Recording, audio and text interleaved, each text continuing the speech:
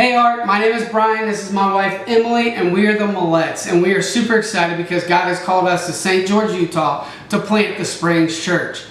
Little did we know when we moved here in July of 2017 that in March of 2018 we would read an article by USA Today stating that St. George, Utah is now the fastest growing metropolitan area in the United States. And that's super exciting because that means there is even more of an opportunity for us to be able to share Jesus with even more people. At the Springs, we exist to love people where they are and to lead them to where God has called them to be. We want people to know God, to find freedom, discover their purpose, and make a difference in their home, their community, and around the world. We see a church where darkness turns to light, where the lost are found, the blind see, bondage is broken, and people are set free. We see a church with a life-giving atmosphere, one that's going to change the world and transform our community. It's similar to the atmosphere we just came from, or we've been a part of for the past 9 years at Bayside Community Church under the leadership of Pastor Randy Bizet. We know that this value is extremely important to us. The people of St. George will be forever changed by the life-giving principle. We see a church that is a generous church, that stewards their money well. We want cheerful giving to be in the lifestyle of our church from the beginning. We want to be generous in our resources, generous in our time, generous in our leadership, our finances, our outreach. We want to be an overall generous church. We want to send out more leaders to plant more life-giving churches. We believe in the power of the local church. Much like ARC, we have a heart for planting churches. We want to partner with ARC so we can turn around and do the same for others. We see a church that unites a city with other local churches to make an impact. It's important for us, above all things, to honor those that have come before us.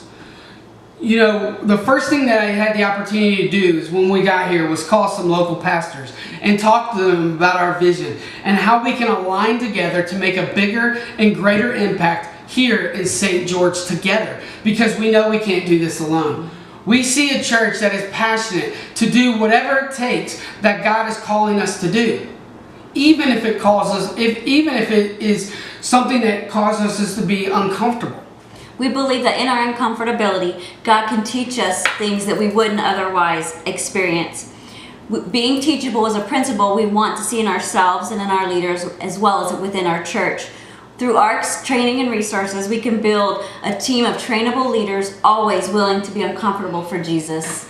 So why ARC? I guess the question would be, why not ARC?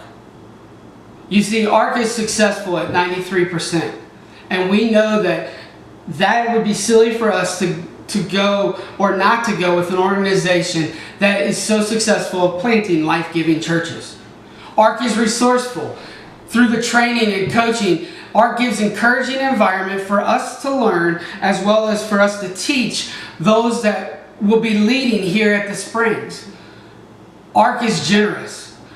We know that ARC has come before us, and there have been many other churches that are involved with ARC, and they have given sacrificially, and we want to be successful in our giving and be able to generously give back into the kingdom of God so that we can help grow that kingdom through our resources as well.